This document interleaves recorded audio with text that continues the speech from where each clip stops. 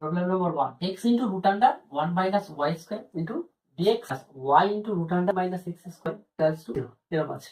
Target integrand গুলো separate হচ্ছে কি? এটাকে এদিকে রাখলাম, একটা ওদিকে x under 1 minus dx plus y into under 1 minus x square dy.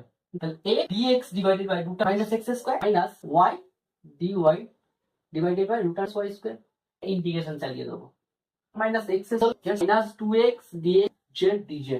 Dx equals to minus z dz minus y square equals to t plus divided by only z by t dt by t.